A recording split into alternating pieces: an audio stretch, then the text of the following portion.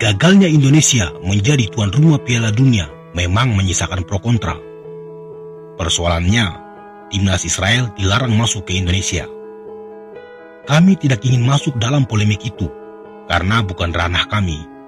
Namun kami akan melihat persoalan ini lebih ke isu besarnya, yaitu hubungan Indonesia-Israel.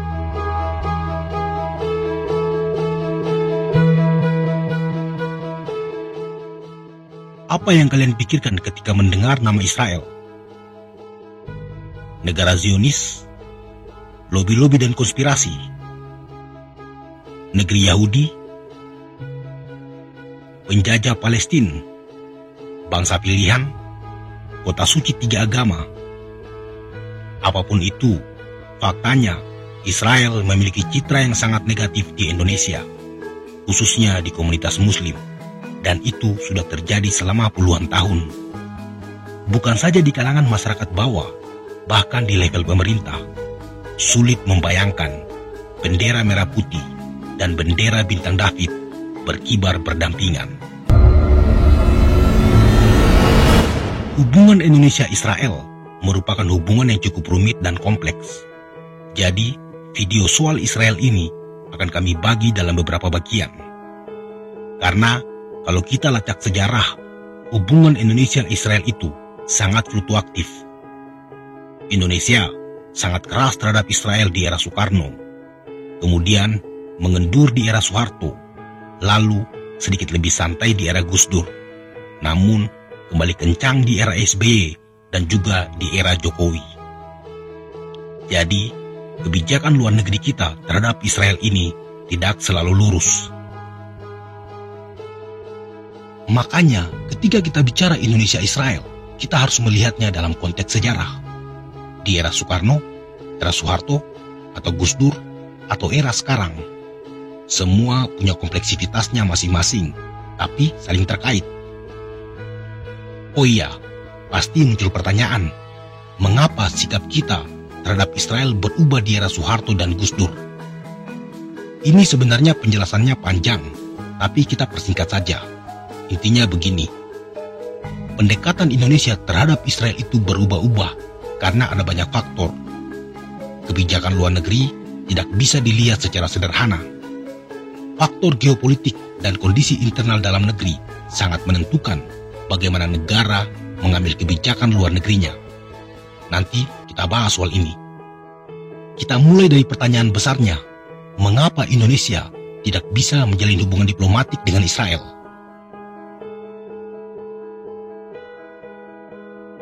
Pertama-tama, lepaskan dulu atribut-atribut agama dalam melihat hubungan Indonesia-Israel. Kita tahu, mayoritas Muslim Indonesia sangat tidak setuju jika Indonesia menjalin hubungan diplomatik dengan Israel. Sementara yang bukan Muslim masih lebih fleksibel. Lepaskan dulu itu semua. Mari kita objektif melihat masalah ini. Mari kita lihat dari perspektif negara. Negara pada dasarnya adalah aktor rasional yang bertindak dengan hitung-hitungan paling logis. Umumnya, negara akan mengambil kebijakan yang paling menguntungkan dirinya. Negara tidak akan terbebani oleh alasan-alasan moral untuk mengejar kepentingannya. Negara tidak peduli soal moral. Bahkan dalam realisme klasik, negara dibenarkan melanggar perjanjian internasional jika itu tidak sejalan dengan kepentingannya. Dalam pergaulan global, negara harus egois untuk memikirkan dirinya sendiri. Begitu juga saat kita melihat hubungan Indonesia-Israel.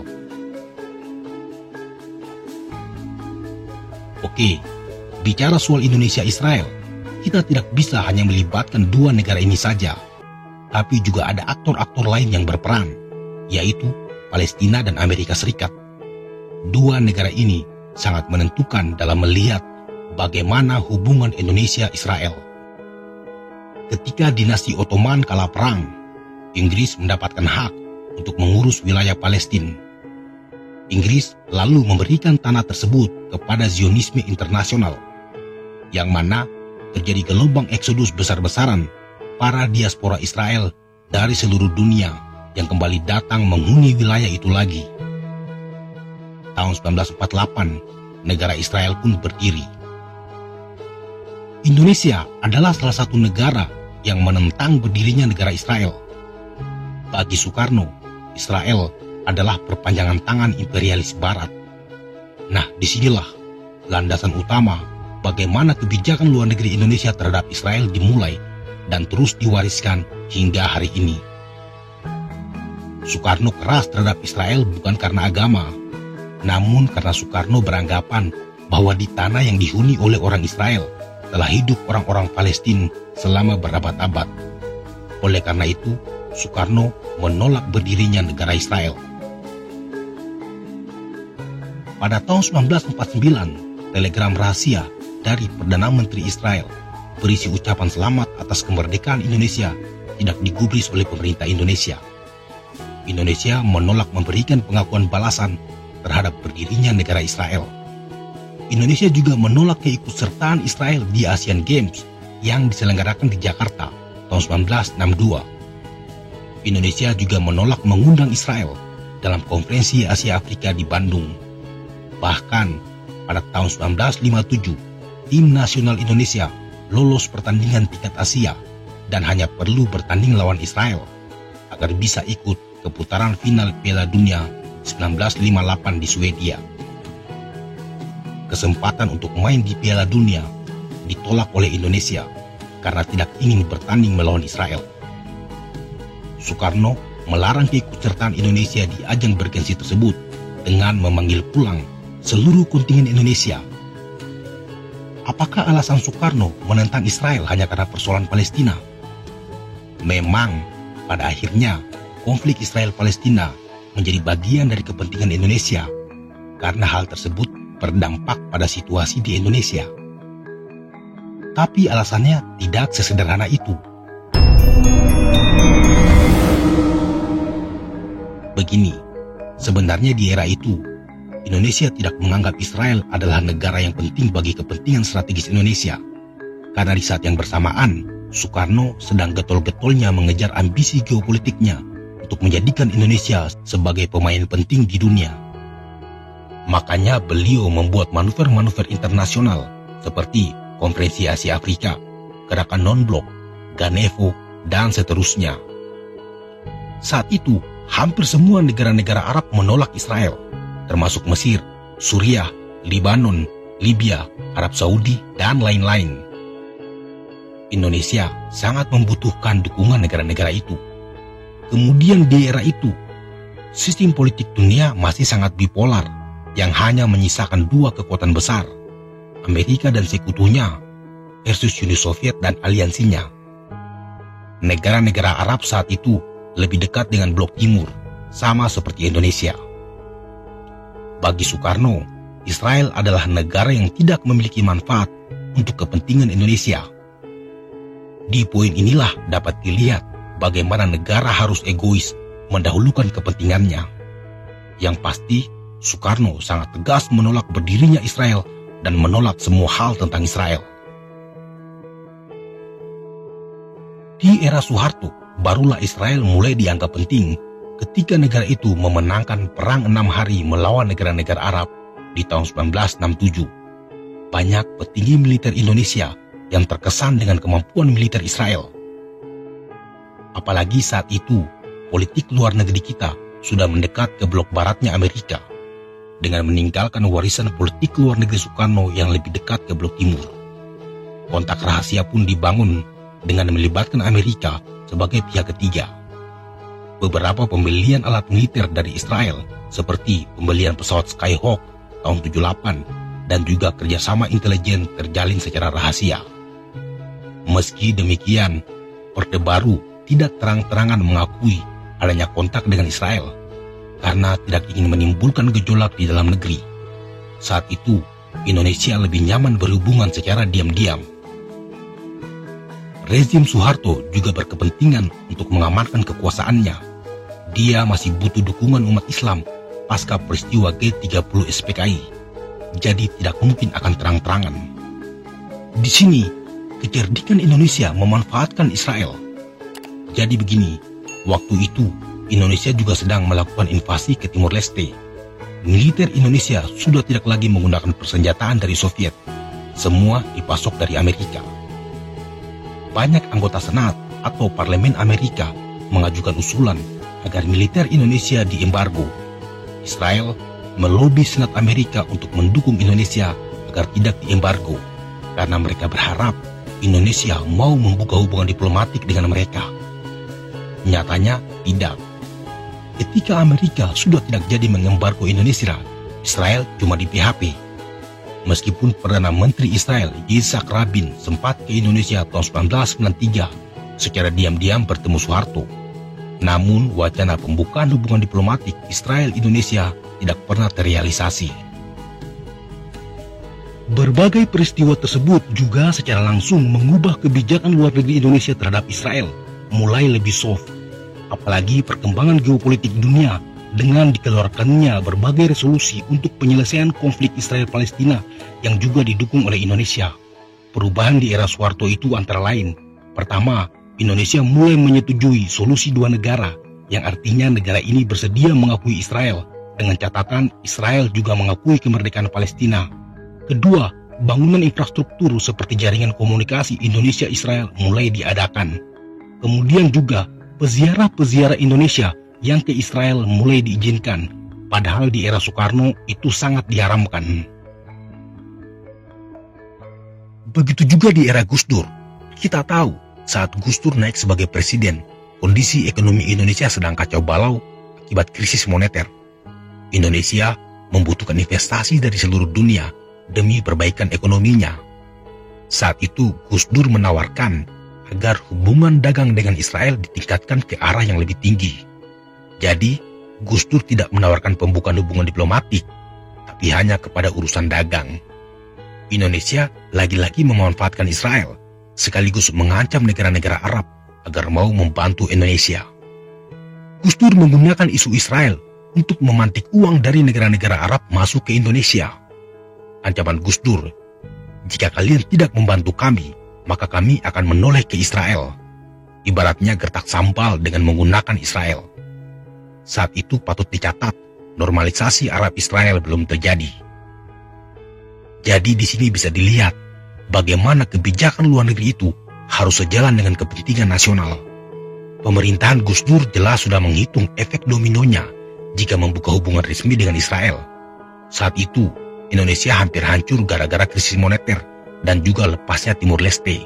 Sangat tidak mungkin Gus Dur mengambil resiko yang menimbulkan polemik dan bahkan kerusuhan lagi. Di sini juga bisa dilihat bagaimana negara bertindak sebagai aktor rasional. Begitu juga di era-era setelahnya, Indonesia tidak memiliki urgensi yang mendesak untuk pembukaan hubungan diplomatik dengan Israel. Negara sudah menghitung plus minusnya, karena isu Israel sering ditunggangi oleh kelompok-kelompok anti pemerintah untuk menggoyang eksistensi negara. Contoh, dalam demo anti-Israel, organisasi Hizbut Tahrir kerap mendompleng dengan membawa-bawa bendera, menyebarkan selebaran, dan lain-lain. Negara melihat bahwa pembukaan hubungan diplomatik dengan Israel lebih banyak ruginya karena berdampak pada keamanan nasional. Rezim di Indonesia juga tidak akan mau mempertaruhkan kekuasaannya hanya untuk membuka hubungan diplomatik dengan Israel. Biaya politiknya juga terlalu mahal. Secara umum, Indonesia tidak begitu membutuhkan Israel, misalnya terkait pembelian alat militer. Selain Israel, Indonesia punya banyak opsi. Bisa beli dari Prancis, dari Cina, dari Amerika, dan lain-lain. Pun jika memang membutuhkan alat militer dari Israel, negara bisa melakukannya melalui pihak ketiga, dan itu sudah dilakukan. Untuk hubungan ekonomi, relasi dagang Indonesia-Israel juga volumenya kecil. Silakan buka data dari Badan Pusat Statistik. Volume perdagangan Indonesia-Israel itu kecil sekali. Kemudian, para peziarah-peziarah Indonesia yang ke Yerusalem, ke Bethlehem, ke Masjidil Aqsa, juga tetap bisa ke Israel tanpa hubungan diplomatik. Jadi, semua bisa dilakukan meski tidak melalui jalur resmi. Indonesia lebih nyaman dengan cara itu tanpa harus mempertaruhkan keamanan dalam negeri. Berbeda dengan perspektif Indonesia, Israel sangat membutuhkan Indonesia. Negaranya cukup tandus, makanya mereka butuh bahan baku dari banyak negara, termasuk Indonesia, untuk suplai kebutuhan domestiknya. Indonesia juga merupakan populasi muslim terbesar di dunia, pemimpin natural ASEAN, dan juga anggota G20. Pembukaan hubungan diplomatik dengan Indonesia akan semakin melegitimasi eksistensi Israel, khususnya di kalangan muslim dunia. Pengakuan Indonesia sangat penting artinya bagi Israel, jauh lebih penting dari Uni Emirat Arab, Bahrain, atau Maroko, karena Indonesia dinilai sebagai negara yang relevan mewakili dunia Islam, sekaligus mewakili negara demokratis modern. Indonesia adalah pertemuan antara Barat dan Timur. Apalagi populasi Indonesia juga cukup signifikan sebagai pasar bagi produk-produk Israel. So, Israel memiliki kepentingan strategis terhadap Indonesia. Mereka sangat berharap bisa membuka hubungan diplomatik dengan negara ini. Silakan lihat komentar-komentar Perdana Menteri Netanyahu soal Indonesia. Israel membutuhkan Indonesia, tapi tidak sebaliknya. Posisi tawar inilah yang kemudian digunakan Indonesia untuk mengamankan kepentingan geopolitiknya. Indonesia tentu tahu memaksimalkannya. Makanya lihat bagaimana negara ini memainkan posisinya sejak era Soeharto, Gus Dur hingga sekarang. Israel beberapa kali dimanfaatkan. Tapi itulah negara. Negara tidak terbebani alasan moral. Negara hanya peduli sama kepentingannya. Negara hanya peduli bagaimana kedaulatannya terjaga, keamanan nasionalnya terpelihara, dan juga bagaimana meningkatkan kemakmuran masyarakatnya. Itu saja. Di poin itulah Indonesia memahami bahwa menjaga jarak dengan Israel jauh lebih menguntungkan. Ini kita bicara dalam konteks kepentingan nasional.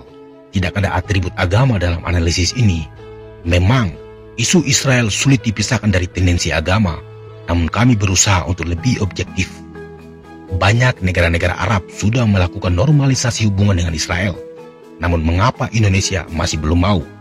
Untuk menjawab pertanyaan itu, nanti kita jawab di video selanjutnya.